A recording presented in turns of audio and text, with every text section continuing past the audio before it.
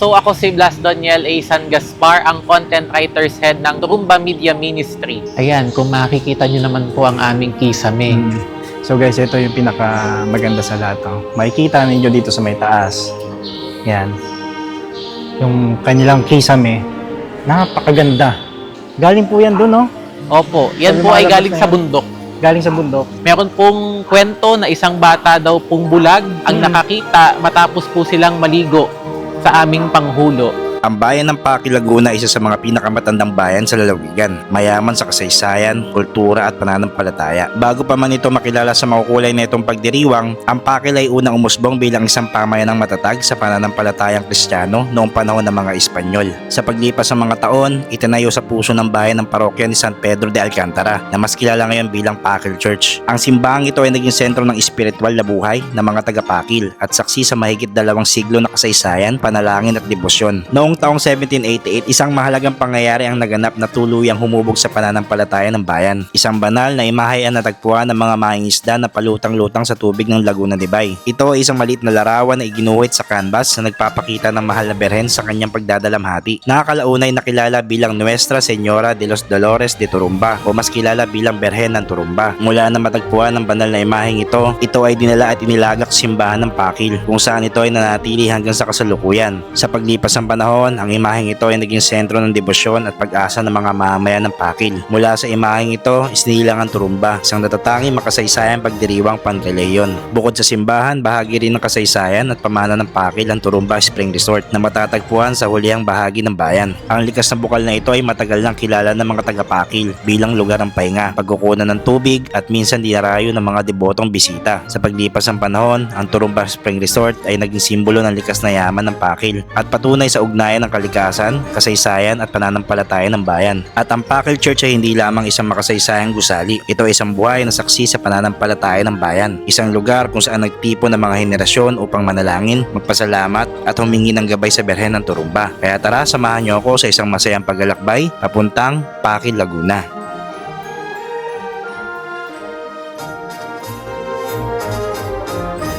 So welcome back sa ating panibagong paglalakbay at pagtuklas. At nandito tayo ngayon sa probinsya ng Laguna at sa bayan tayo ngayon ng Pakil, no? At nasa magandang simbahan tayo ng Pakil dito sa may bayan nila. At kung mapapansin natin, dito sa may harapan, isa dito yung plaza. Yan, yung plaza nila, napakalawak dito guys, no? At nandun sa may harapan nito is yung basketball court. At nandito sa likuran natin, yung mismong simbahan ng St. Peter of Alcantara Parish Church. Yan, no? Sobrang tagal na nito guys, yan. Yan ang itsura niya dito sa may harapan. Ang gagawin natin dito is aalamin natin yung istorya ng simbahan, no? At bali kasama natin ngayon si Sir Blas.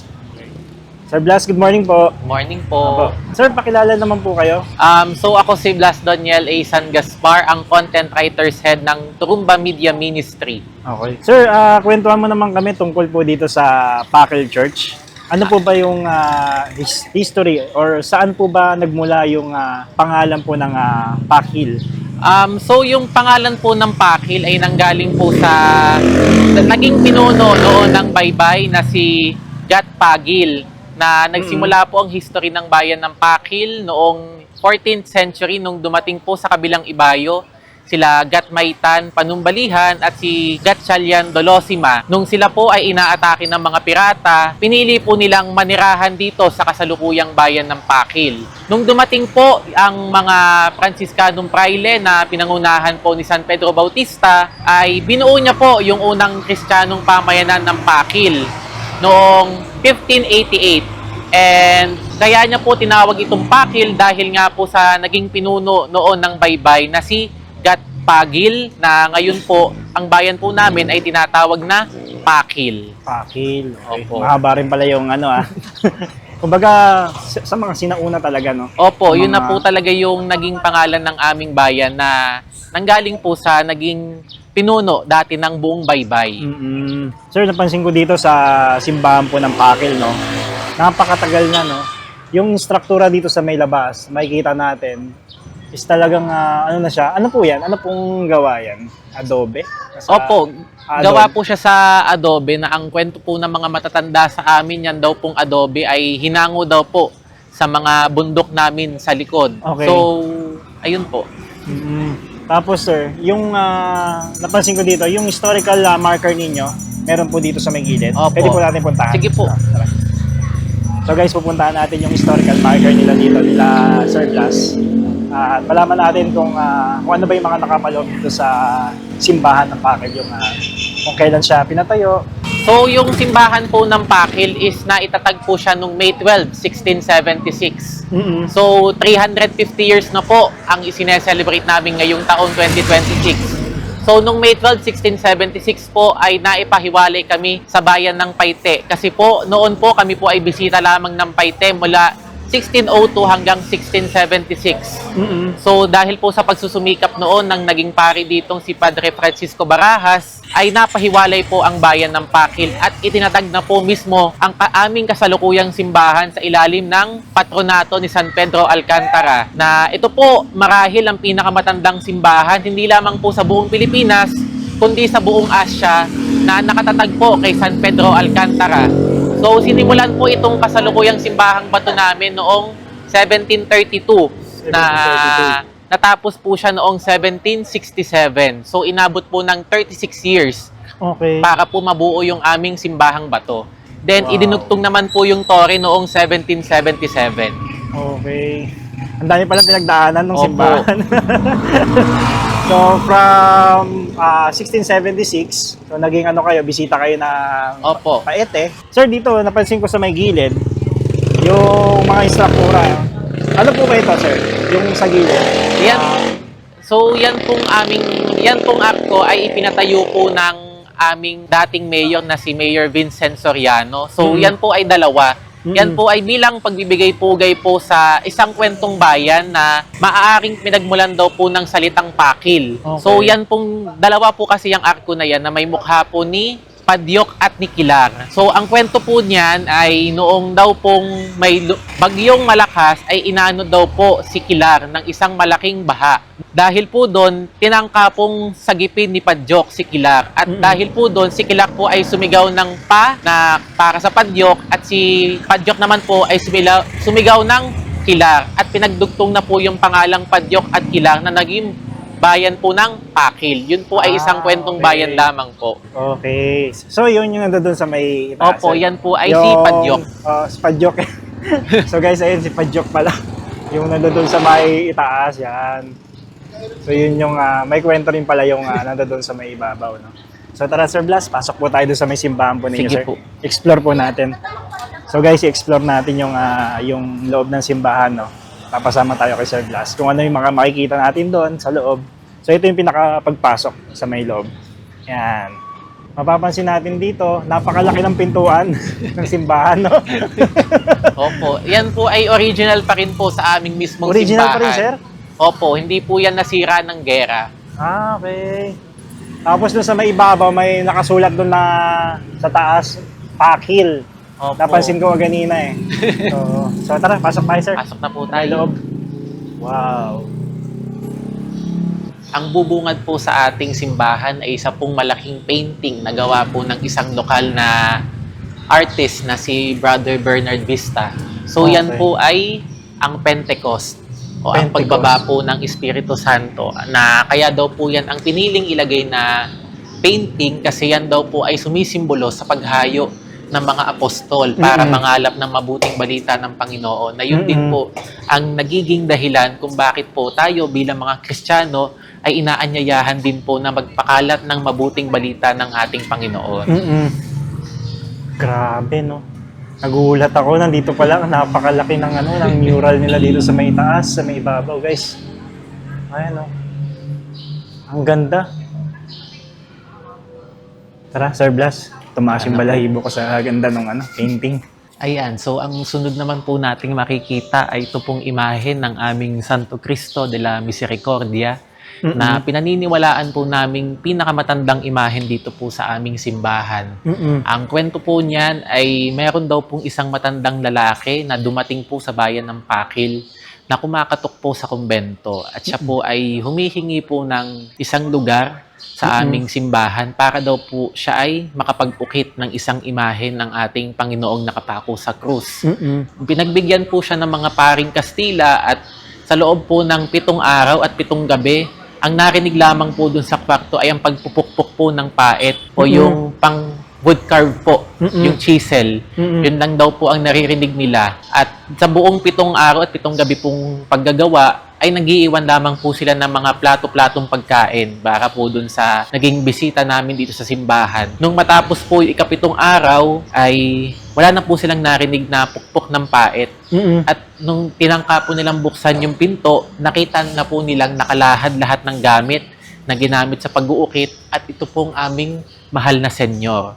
So, ang isa pong kakaiba dito sa aming mahal na senyor ay tuwing Biyernes Santo po ng umaga ay ibinababa po siya sa kanyang krus upang maging Santo Enchero. Na siya po ang pinaparangalan sa posisyon ng paglilibing sa bayan ng Pakil kung saan ang buong bayan po ay napapalibutan po ng 14 na mga kubol. Kung saan po ibinababa ang mahal na senyor at pinasusuuban ng mga lansones bilang sagisag ng mga panalangin natin na umaakyat pa himpapawid. Doon po sa kada kubol, kami po ay umaawit ng patawad po o Diyos ko at matapos po yung awit na yon ay meron pong isang lalaking sisigaw ng Senyor, Misericordia Senyor o Panginoon, Patawad Panginoon. Yun po ay isang matandang tradisyon sa bayan ng Pakil na pinamana po ng mga paring Fransiskano sa amin. Wow. Nakakatuwa yung kwento, guys. Grabe, no? Ang mahal na senyor. Ang pinakamatandang imahe po, no? Dito, Opo, sa, dito sa simbahan. Sa simbahan ng Pakil. Yan, guys, oh. Ito siya. Yan. Tapos sa pang-5 dito, Sir Blas, sa may wall natin, no? Mga bricks talaga siya, no? Opo. Tapos yung mga painting na yan, sir. Yan po ay mga Stations of the Cross po na original pa rin po sa aming simbahan. Original pa rin. Opo. Talagang nire-repaint lang po siya or nire-restore po pag po dumadating po yung mga panahon na medyo nasisira na sila. So, ang pinakang base po sa mga datos pong nakasulat din po doon sa painting ay parang 1777 po. 1777. Opo. Yan po Doon na mismo, po, Sir yan po Blas. mga Yung painting na naka, yan. ano po niya sa wall. Opo. Wow. Napakaganda.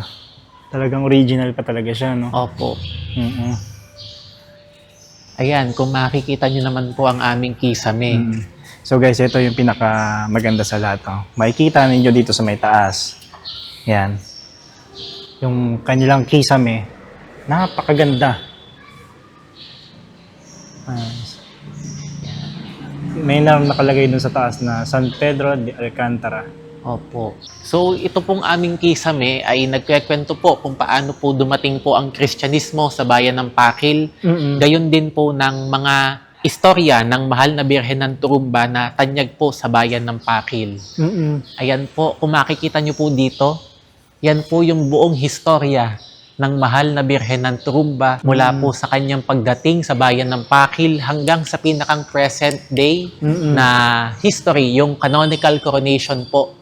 At dito po sa kabila, ito po ay nagkwekwento po kung papaano pong dumating ang Kristyanismo sa bayan ng Pakil, ang pagtuturo po ni San Pedro Bautista ng musika sa mga kabataan, gayon din po ng pagtatayo ng kasalukuyang simbahang bato. Wow, ang ganda.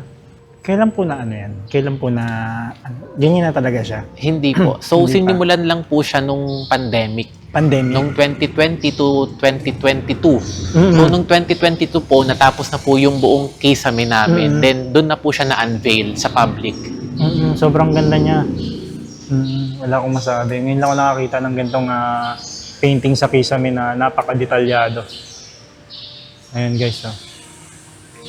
So dito diretso tayo kung ano pa yung Sige makikita po. natin. No?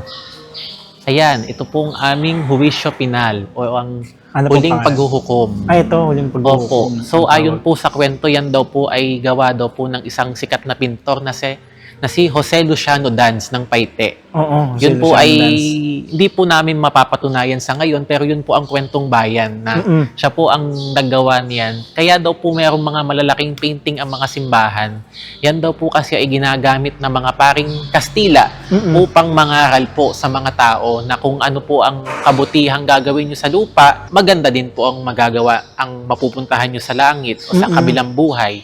So yan po yun. Yan po ang huling paghuhukom ng ating Panginoon sa kanyang muling pagdating. Halos ganyan din yung itsura nung sa may Paete. Opo. Yung nandito dati, sir, sa simbahan, nandiyan dyan na ba yan?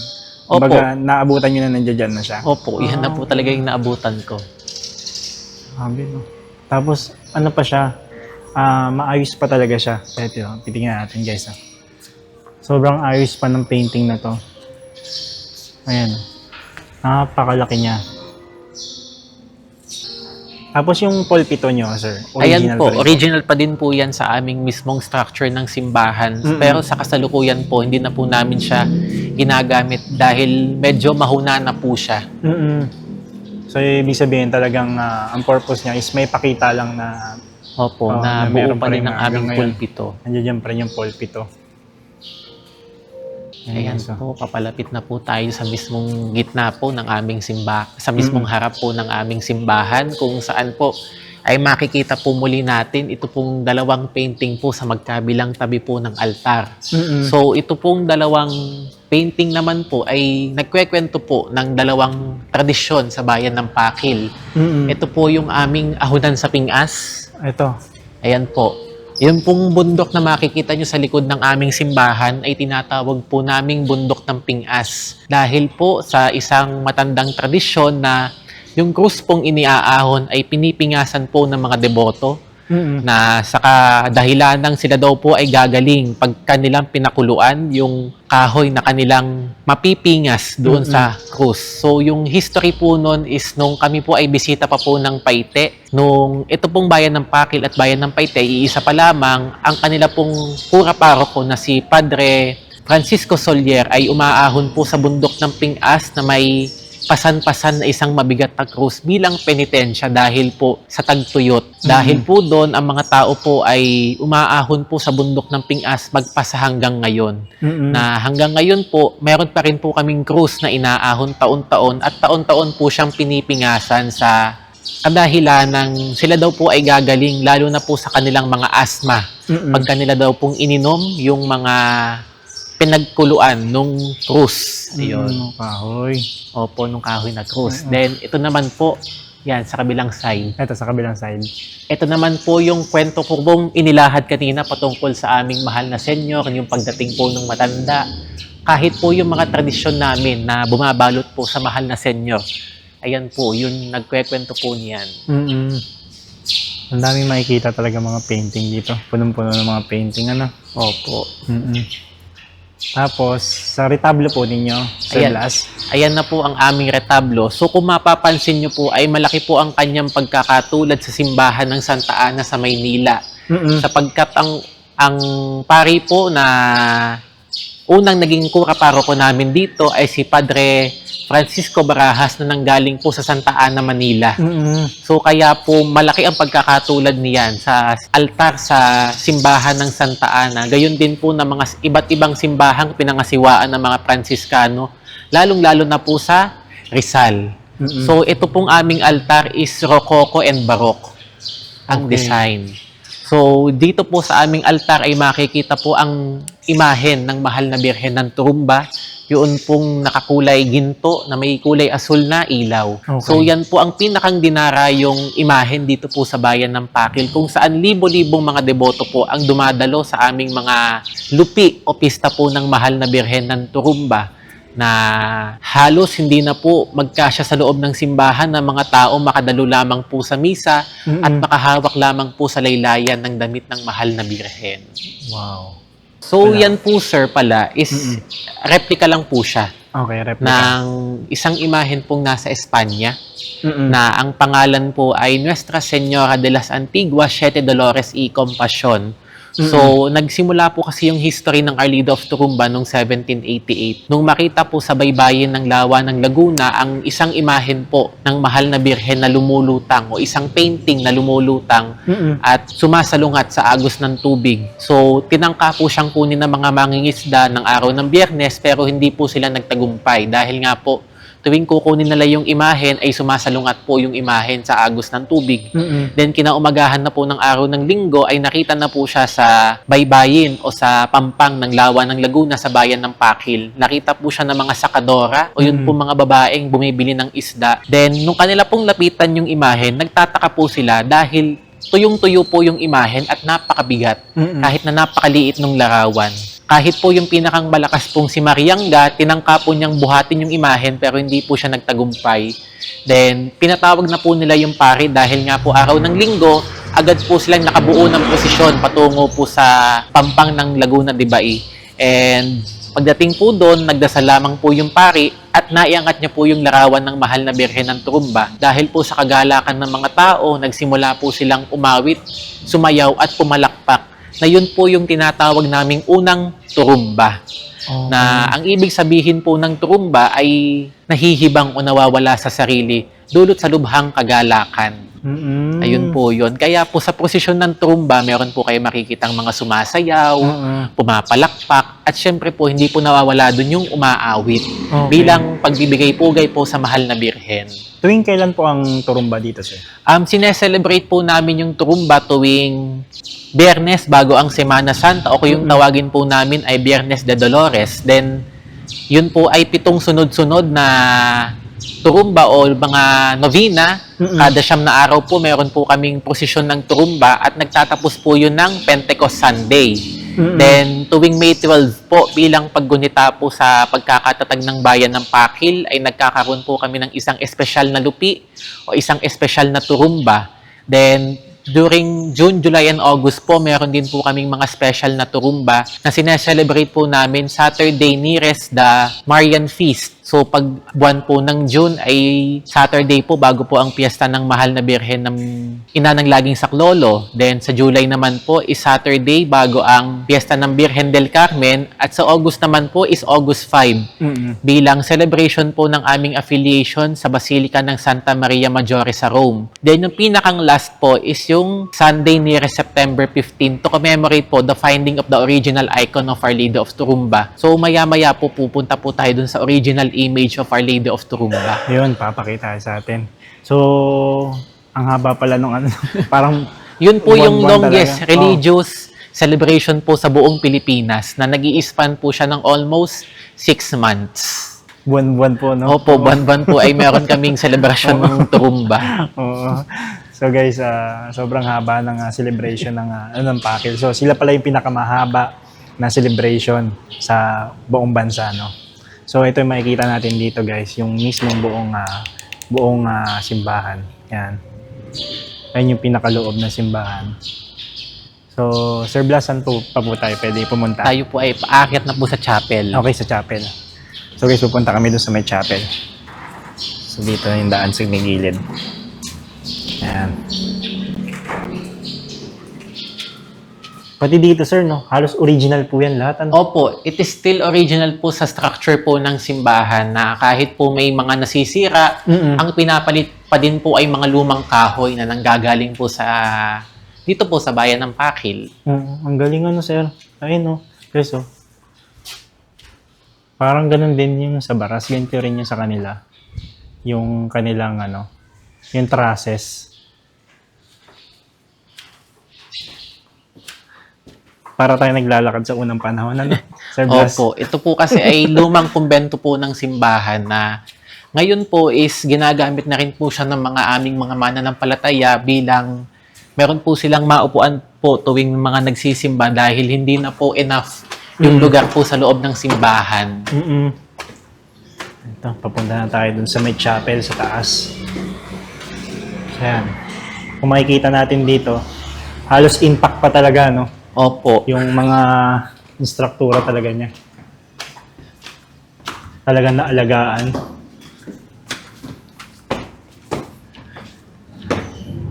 Ayan, dito po ang ating chapel.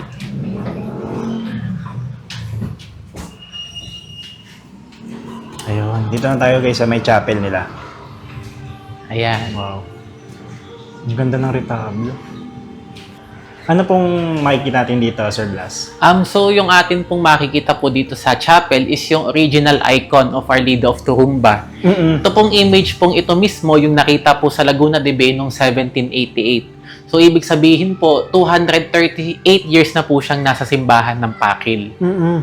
Ayan, kung magtataka po kayo, maliit na larawan, pero dun po sa kwento, hindi po nila mabuhat itong maliit na larawan ng mahal na birhen. Ayan, kung makikita nyo po, siya po ay meron pong nakatarak sa puso na isang punyal. Yan po ay sumisimbolos po sa hapis ng mahal na Birheng Maria.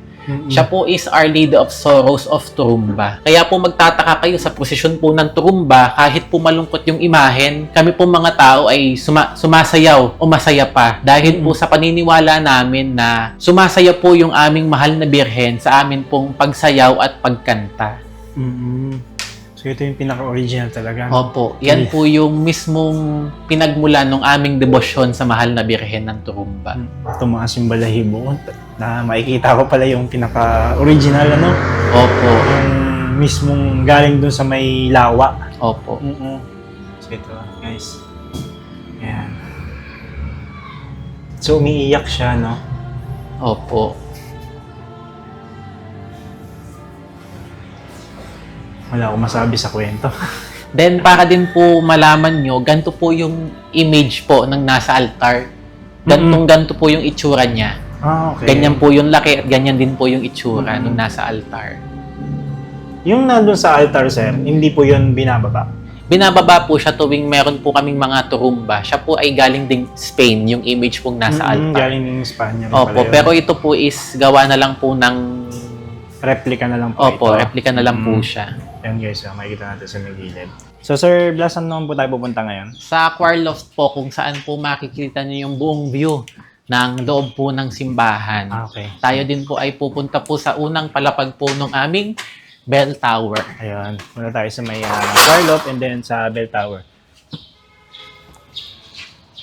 Ganda. Ayan, nandito tayo sa may pinakamalapit. Pero punta tayo dito sa may kanilang bell tower.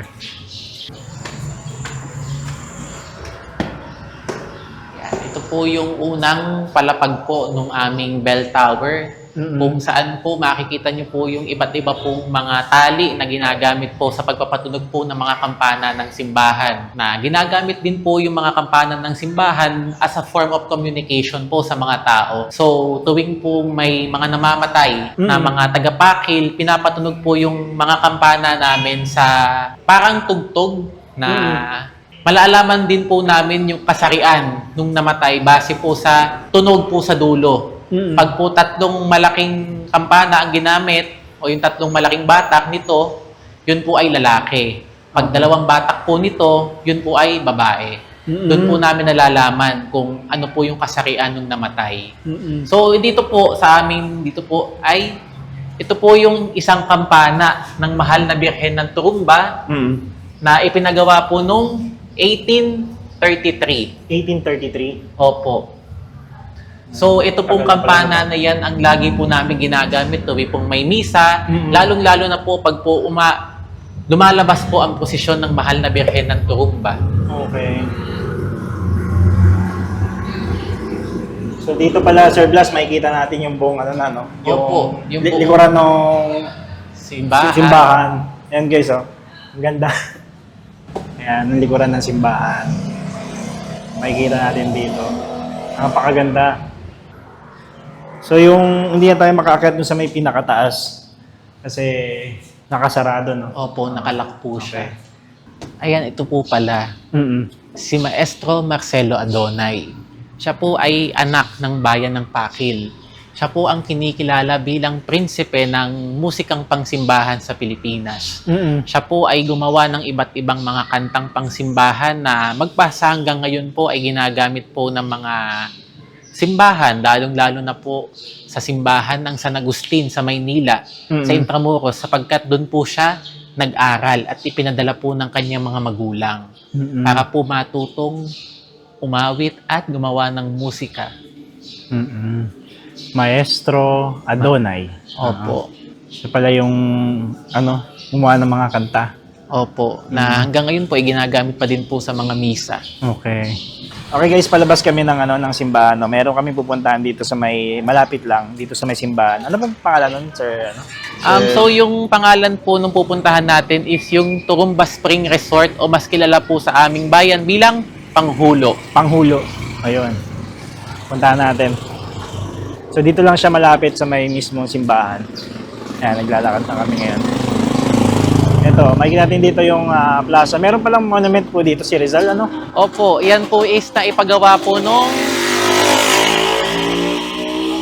19...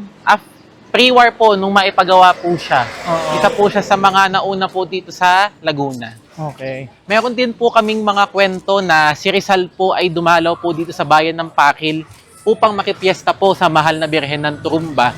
Na kahit po sa libro ni Jose Rizal na No Limit ang Here, nabanggit po doon na sila Kapitan Tiago po ata ay sumayaw po sa harapan ng mahal na Birhen ng Turumba sa gitna ng mainit na araw ng Mayo. So ibig sabihin talagang pumunta dito si Rizal, no? Possible, Opo. no? Actually, kahit po yung mga magulang niya ay deboto po ng mahal na Birhen ng Turumba. Oo. At meron po kaming kwento na meron pong niligawan si Jose Rizal dito sa aming bayan.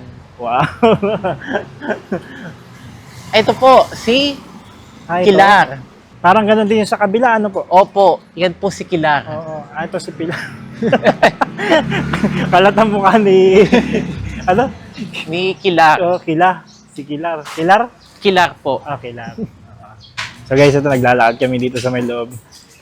First time ko pa makapunta dito sa may Pakil pero napakaganda dito guys. Oh. Napakaliwalas ng ano dito.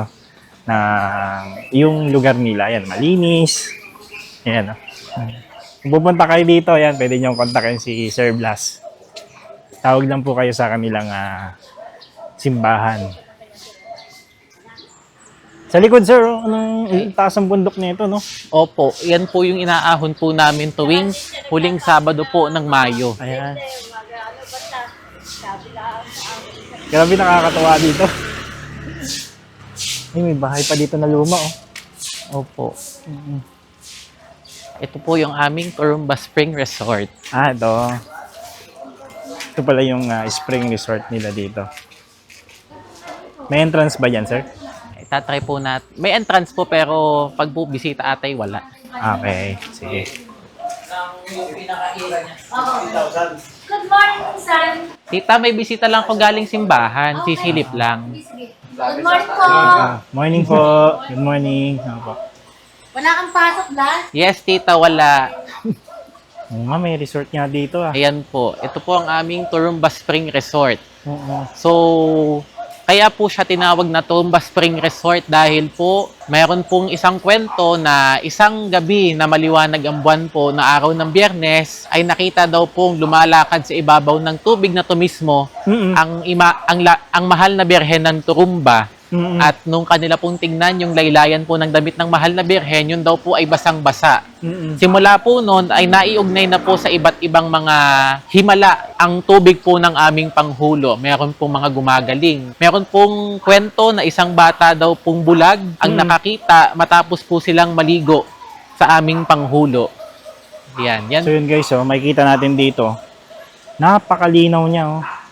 Galing po yan dun, oh. Opo, yan So, po ay lumalabas galing na sa yan. bundok Galing sa bundok. na malamig na tubig. Ano po yan? Iniinom din ng mga, ano, no? Opo, meron Iniinom po din. kaming mga deboto galing pong Quezon na tuwing sila po ay dumadalaw sa bayan ng Pakil, sila po ay meron pong mga daladalang mga galon-galon na mga tubig para po inumin at kahit po ipamahagi sa iba't ibang mga debotong hindi nakakadalo na sa bayan ng Pakil. Yan guys, oh. Ito. Yan po, malamig na malamig po ang tubig ng aming Hawakan ko Panghulo. nga. Okay lang, sir, no? Opo. Uy, lamig. So yun, dito, pwede sila mag-swimming, no? Opo, Pwede sila, pagka pumunta sila dito, pwede po sila pwede sila mag-swimming. dito. At safe naman yung ano, kasi dito, di naman gano'ng malalim to, sir, no? 5 feet po. 5 feet. Then, Okay. meron na rin po Kasi ito yung mga pambata. Opo. Oo. So maganda kasi ano siya, may kwento pala tong ano na to, Opo. resort na to. Hindi lang siya yung kumbaga resort na parang tinayo lang, ano? Opo, kaya meron po talaga siyang kwento. Actually, ito po talaga, kaya po siya binuo ng mga paring Franciscano ay para po maging patubig sa mga palayan. Mm-mm. Pero mas napatali na po siya sa history ng Pakil dahil po dun sa kwento ng mahal na Birhen ng Turumba. Ang galing, ah. Tapos dito pa sa may gilid, oh. Ito Ito po talaga ay- yung pambata, no? Opo, additional pools na lang po yan. Ito. Dati po kasi, ito lang po talaga yan. Ay, ito lang. Ito lang po talaga. Tingin ko napupuno to, Sir Blas, no? O ganun, Napupuno po siya ng mga tao, lalo na po sa mga dupi o yung mga piyesta po ng Turumba na marami pong tao ang naan dito. Grabe, no? Ito pala isa sa mga pinupuntahan dito na lugar. Dito sa may, sa may Pakil. Tapos sa likod nito, mataas sa bundok na, guys. Ayan. Makapansin ninyo, marami ng puno yan dyan. Pero malinis. Kayo pong lahat ay inaanyayahan kung magpunta po sa bayan ng Pakil, lalong-lalo na po dito sa dambana ng mahal na Birhen ng Turumba at damhin po ang mapagkalingang awa at pagkandili ng ating mahal na ina, ang mahal na Birhen ng Turumba. Ang amin pong simbahan ay bukas po mula Linggo hanggang Lunes sa mga oras po ng 6:30 hanggang 5 p.m. ng hapon. Halina po sa bayan ng Pakil, Turumba sa Birhen. It's been a long time, but I remember it well. Just like the photo we keep on the shelf. Oh, we were young. Oh, we were young.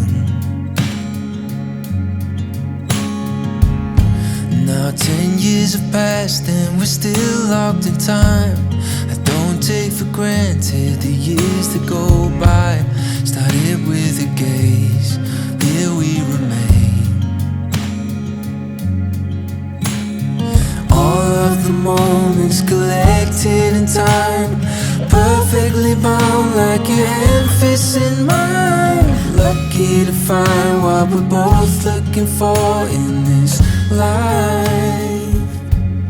My heart is aching, but somehow in all the right places.